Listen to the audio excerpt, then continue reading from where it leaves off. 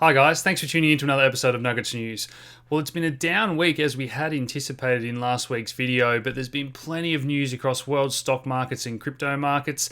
Ethereum was one of the hardest hit and Tron is in the green. We're going to discuss all that and more in this week's video, but before we dive into it, I just wanted to let you guys know that we have launched extra trading education and units in our premium service in our Facebook group.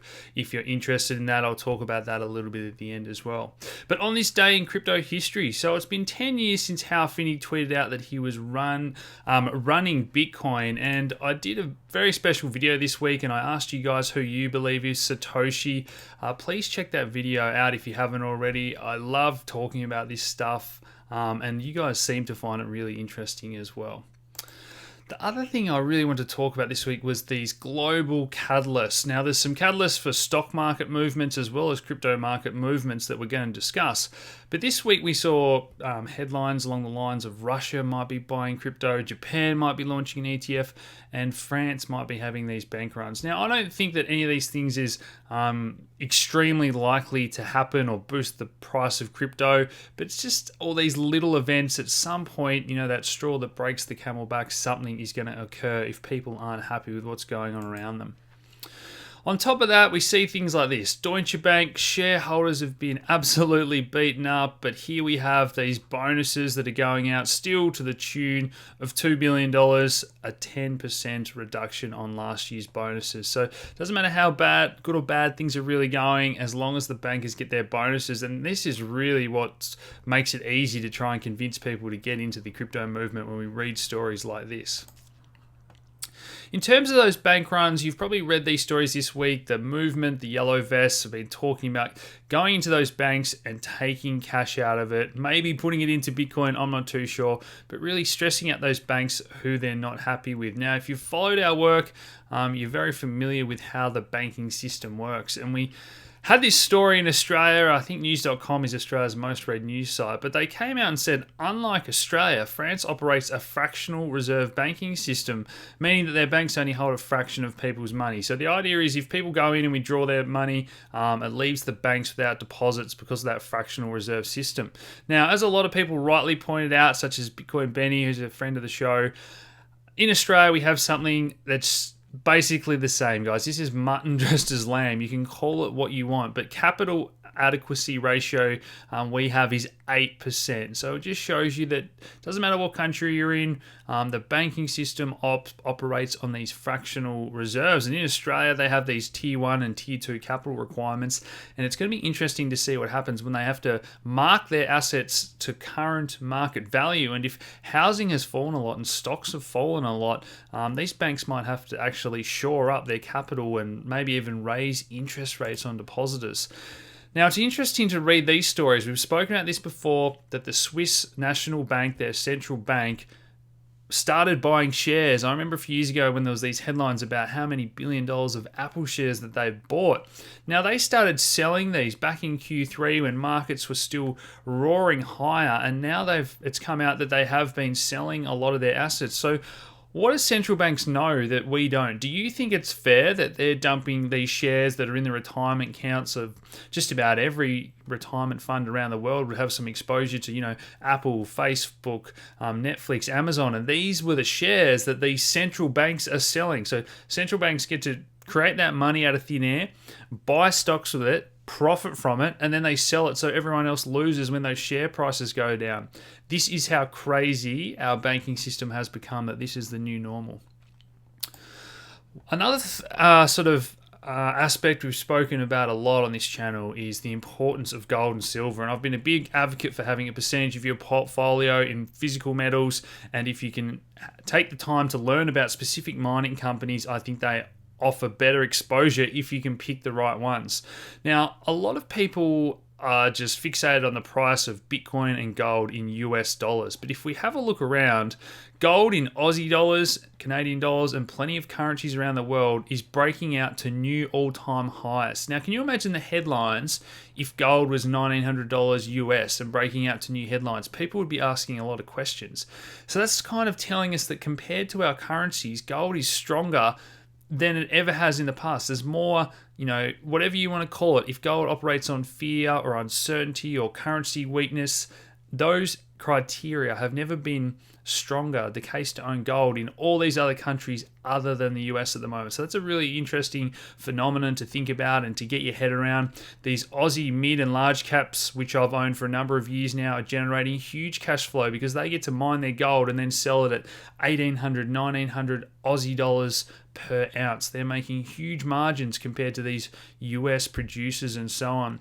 Now, this is at the time, and again, we've covered these stories on the channel, China, India, Russia, these central banks are buying up huge amounts of gold and talking about how they can move away from the US dollar and generate these trade deals with other currencies and so on. So this is really important. We'll continue to focus on this in our premium area, and I'll make videos about this on the channel as well.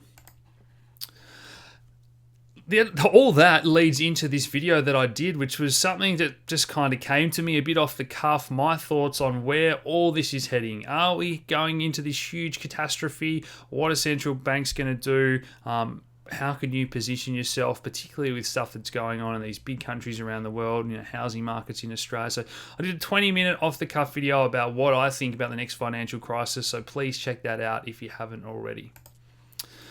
Now, in the US, we're in government shutdown mode. We've spoken about this a little bit last week. Some people will tell you that's the China-US trade wars that are causing stock market weakness, but I think the number one factor that we've spoken about is these central banks and the Fed being held hostage. And it's this game of chicken. Who's going to bluff first? The big stock market, the big boys at mission control, as I call them, or the Fed that are trying to aggressively raise interest rates? I think because they know that there's a recession coming and they need some ammo to drop rates back down to zero or negative when this next recession comes. So that's why we see these tantrums. It was really interesting this week to see Jerome Powell, who I actually respect a lot more than former chairman and chairwoman. So Ben Bernanke, he wrote a book saying the courage to act, the courage to print money. He printed trillions of dollars and stocks went up and avoided the recession, and he writes a book patting himself on the back. Now, we don't know if they can get out of that corner and unwind what they've done yet, so I don't know why he's writing books and celebrating. Janet Yellen used to talk in circles and never answer questions, so I actually respect Jerome Powell for coming out and saying something like this, that he is very worried about the debt and that... I'll touch on this in a second, but check out usdebtclock.org if you haven't already. That US national debt is heading towards 22 trillion very quickly, and it only seems like not that long ago when the headlines were US national debt ticking over 20, and here we are adding $1 trillion every year at this current pace. Now, this is the next point I want to get to about Jerome Powell. These are the notes from the Federal Reserve meetings, which are released to the public 5 years after these meetings take place behind closed doors. And what we're starting to read now is that even the Fed 5 years ago were very worried about what's happening. And they're saying, it doesn't matter what policy and incentives are in place, if we make all this money cheap. So if we put interest rates to zero and let all these banks print money and borrow money, we're encouraging them just to lend it out to everyone. Doesn't matter how much money we make available if it's not being used to create jobs.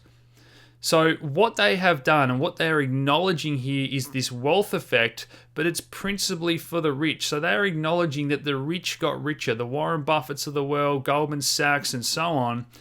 These people that can borrow money, and you've got to have money to make money, is that saying, they're borrowing money, they're putting it into bonds, stocks and property, and they're getting richer. But it hasn't done much, it seems to me, to put money in the pockets of the everyday man.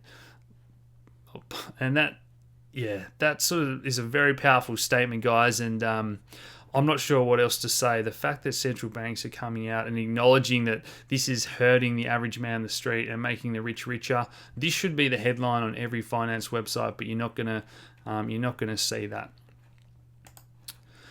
And finally, tying this all in together, a productivity report out of Australia this week that retail funds, the funds that charge you to put your retirement fund and to invest on your behalf, 77% of those are underperforming. So the non-for-profit funds, those people that just, park your money without profits in mind, they are vastly outperforming. I think the number we hear was 5% versus 7%. So the people that are charging you more are making you less. And that is a very, very powerful message.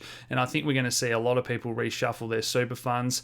The aim of this channel is for you to have an interest in your own well-being, the future of your family, your wealth, understand money and all these concepts. So I hope you guys really appreciate me covering these types of topics for you. But into the altcoin news now. So this is the Fed chiming in again and saying that they believe altcoins are decreasing Bitcoin's value. And I believe that this has a little bit of truth to it. If there's all these other currencies competing for that medium of exchange, store of value aspect, yeah, it's a bit of competition for Bitcoin, but we know Bitcoin is anti-fragile, and we know that more and more people are turning back to Bitcoin, whether it's a 51% attack or a hack or the development that's happening. I think a lot of people, for that currency aspect, are turning to Bitcoin. Maybe a few of the privacy coins, maybe Litecoin as that test net. But I really think in terms of currency, I don't think there's going to be hundreds of competing currencies. That Bitcoin network, that security, that proof of work is one of my themes that I said was going to play out in 2019 about how important Bitcoin is as the king. I did this video during the week about Altcoin Cycles. So just because I've said that a lot of coins aren't going to compete with Bitcoin as currencies, we now have all these other altcoins. Originally, they stood for Bitcoin alternatives, but now we have blockchain-focused projects, and there's lots out there. We believe that we're trying to cover 20, 30, 40 of the best ones that have the most interesting ideas, but these are all risk to reward, guys. And at some point in the future, there will be more of these cycles where people get excited. We have overinvestment, euphoria takes over. We've been through a number of these before. Please check out my altcoin video if you haven't already. But it was good to see some of these STOs getting underway this week. So Overstock T0 begin distributing their security tokens, and a lot of people are saying that these STOs might be the next driver of the next altcoin cycle and euphoria, but I don't think that's going to be the case. I think these altcoin, these STOs happen a little bit more behind closed doors, that professional environment, that regulation, a little bit more slower moving, a little bit more mature. So I don't see that being a huge driver, of an ICO style bubble. Ripple coming out again this week saying that they have more banks that are going to use the XRP token. Now, you guys know my thoughts on Ripple, but one thing I really want to work on throughout 2019 is trying to be as unbiased as possible and giving you that information on all different coins, not just the ones that I've necessarily invested in or I like. So I've always said that if XRP is going to go up in price, it needs a lot of banks to actually use the technology and to use that token. So we keep seeing this announcement about all these banks that are going to use it. Let's wait and see if the rubber hits the road and if they actually do use that XRP token. A similar vein of thought here. I want to talk about Tron because you guys know that since they plagiarized their white paper, I haven't been the biggest fan of Tron. I believe they've got a lot of capital and there's a lot of excitement. But now they're starting to come out and apparently they've got lots of users. Apparently they've got lots of dApps. Again, I want to really see some hard stats before I get too excited. But it was exciting for Tron holders to see this announcement during the week about getting BitTorrent tokens for each Tron token you hold, and that BitTorrent is going to be launching this new network to reward those that are seeding torrents and so on. Now, there was a bit of pushback in the week from an ex-BitTorrent exec saying there's no way that Tron will be able to handle that throughput. So what they're saying here is that Tron might be using some sort of centralized database that also plugs into the Tron public chain. So again, guys, it's really important to read beneath the headlines to see actually what is going on before you get too excited. But Tron was one of the best performers this week because it is perceived to be making progress, and users and dApps, that's what it's all about in 2019.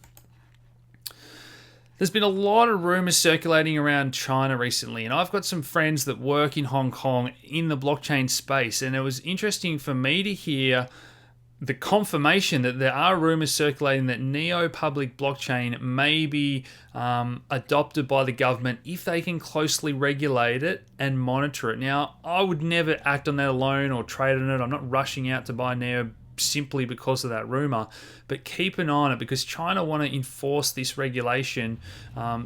they want innovation, they want blockchain progress in their country, but we know their theories about the Great Firewall of China. They want to block anything that sends the wrong message or that they can't control. So let's really keep a close eye on the charts to see if we get any anomalies, but on the news as well. Look, I actually don't think that's really likely to happen, but hey, it's good to dream. So on that thought process about users and dApps, working products, this is a great article about a project that I really love. I think it's a great use case, the prediction markets and trying to decentralize those to get the wisdom of the crowd. I own Olga, but the fact is that there's not a lot of money at stake. Now, they had record amounts flowing for the US midterm elections and so on, but this is probably the state of a lot of dApps at the moment. They've got a bit of a basic working product or their beta or whatever, but the front end and the user friendliness is just not there. It's a two-step process to get those new users to be familiar with crypto, then Ethereum, and then the actual token itself. So throughout 2019, we need that entire process to get easier. If someone can log into their app just as easily as they can their sports betting account, and they're going to get better odds, or they can create their own prediction markets with their friends, I think that's a really exciting use case, but we have to make it easier to use. Into the Ethereum news. So we touched on the Ethereum Classic 51% attack this week. I always try to jump on live when there's big breaking news, guys. So make sure you have that little notification bell turned on. And the 51% attack, we saw these back and fro announcements between the ETC community saying this was just some ASICs testing. This was a reorg. It wasn't malicious. Some people are saying it was very much malicious, and now we're having a lot of other people put out their opinion about other altcoins being very vulnerable. Charlie Lee saying it's actually a good thing, survival of the fittest and so on. So I still think we're going to see more fallout from this 51% attack. But this was also very important to the main Ethereum chain. So this is separate to the Ethereum hard fork that's coming up, which I'll talk about in a second. But the Ethereum devs are suggesting to move to this programmed proof of work. So don't worry too much about this title. They're actually talking about moving back to an ASIC friendly algorithm after this. But in the meantime, because ASICs are just I guess you can consider them centralizing that network. If people can't afford these good ASIC machines, the more people we can have running GPUs and so on, the more nodes, that is truer decentralization of the network. Now, that's just my opinion. Let me know if you disagree in the comments below, ASICs versus program proof of work. So this program proof of work algorithm, what the devs are doing here is actually working with AMD and NVIDIA to say, look, we want to build hardware that is resistant to these ASICs, which can just dominate the crypto mining, as we saw when all the ASICs, high percentage of mining was happening in China. Now, in Bitcoin, we've kind of reached this peak centralization of ASICs where Bitmain had the monopoly, and now we see these other companies coming out with these mining rigs. So hey, it's a free market. They're going to come up with solutions, and maybe things would get further decentralized even with these ASIC machines if they're affordable. But for the time being, Ethereum are working to maybe implement this program proof of work algorithm in the future, but this is not happening in the Ethereum hard fork, which is coming up next week.